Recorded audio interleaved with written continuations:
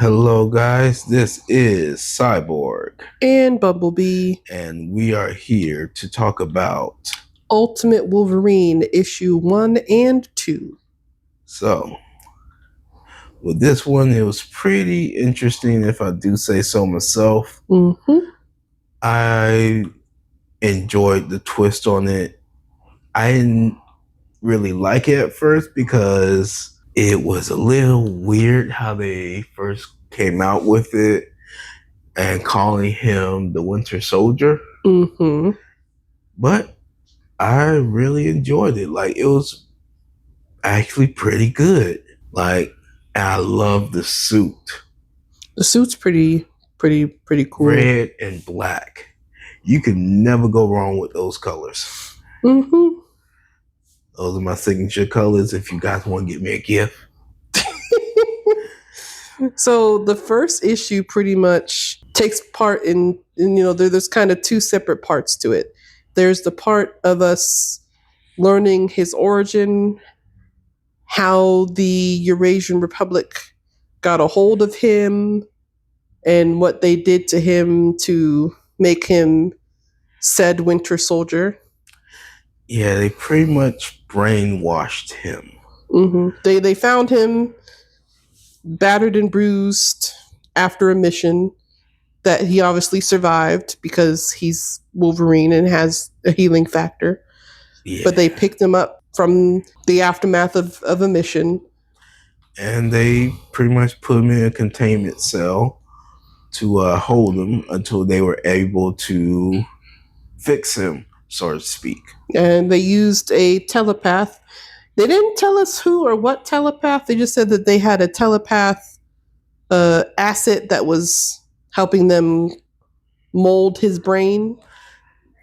I'm gonna be honest, there's not too many telepaths who can do that. So it's either Charles or They didn't tell us who it was, but they used the telepath to manipulate his brain so that he was theirs to control. Yeah, I'm just saying that it was good. If it ain't Charles, it's possibly Jean Grey, but at the same time, there are good telepaths, but I don't know if they're good enough to control Logan's mind good, I mean, I'm sure we probably will find out later at some point or something along the line. And the other kind of part of the first issue was them sending him on a mission to St. Michael's, I believe is what the location. It was a church, and he was tasked with taking out Nightcrawler and Mystique. Yeah. Who happened to be, or at least Nightcrawler happened to be, old buddies of his, and that's who he was teaming up with and helping out before the Eurasian Republic got a hold of him. Which I felt bad about, because in the other comics, they are good pals. But, yeah, Wolverine took him out, took both of them out. Yeah, very gruesome. Yeah. Like, it was not good. If you're not a gory person, you will not like that. I mean, I was going to say at the same time this is Wolverine, but depending on what Wolverine you're reading, he's not always this gruesome, but he can be. But this one is definitely hit first, ask questions later. Yeah. Because he ain't got no team behind him to pull on the strings. He don't need a team. No, he took out all those people by himself. No, he don't need a team to fight. He needs a team to hold him back. True. So he don't do that. True.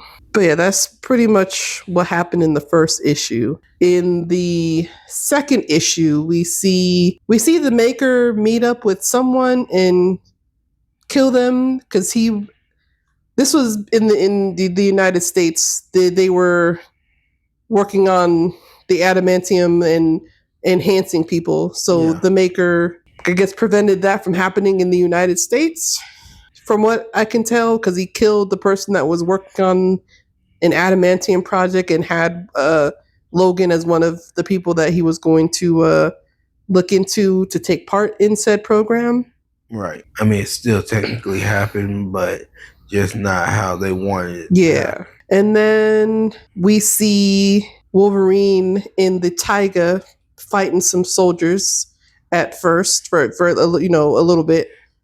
And then we cut to the leaders of the Eurasian Republic talking, and they're questioning the doctor's methods, and they kind of rough up Wolverine a little bit and are like, let's test him. Let's see what he can do. Are you sure he's gonna follow every rule, every direction we give him?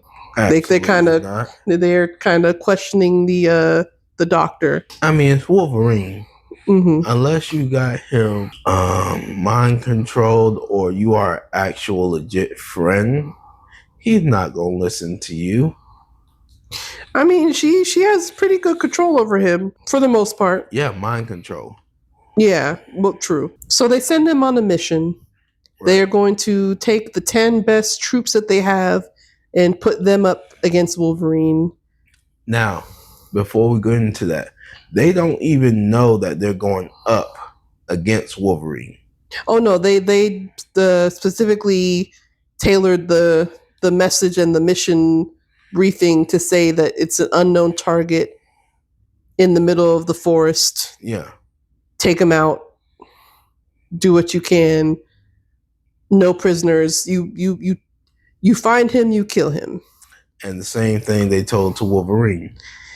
Those soldiers didn't have a chance. There was not one single chance. I felt bad for them. They were pretty much sent to their death.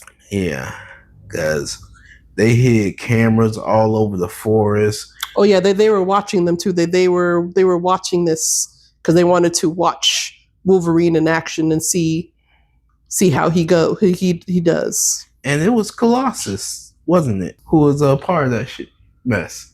Colossus is one of the leaders of the Eurasian Republic. Yeah. Yes. Mm-hmm. That's some bull. Yeah, no. He they pretty much sent their 10 top operatives or soldiers to their death because they were not going to win that fight. Absolutely not. No. That was literally a losing battle.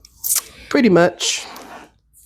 We kind of see at the very end, we see him take their 10 heads, drop them in front of a camera, and then disconnect the camera.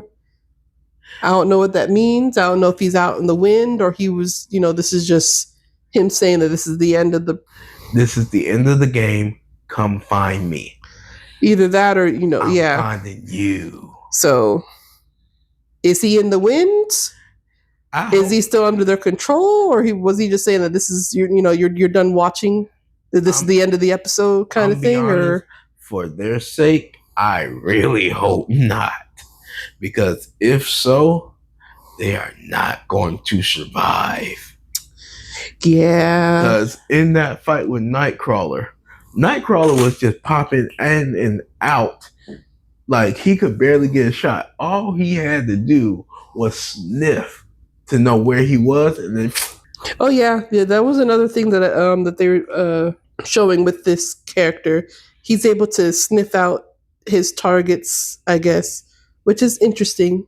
It's one of his heightened powers. True, yeah, his heightened senses. So he's had that, but it's the fact that he was able to sniff and know where Nightcrawler was going to teleport. When he teleports, he goes, if I'm wrong, please let me know in the comments, but he goes into hell and comes out, and you get that smell of, I'm guessing, death and sulfur.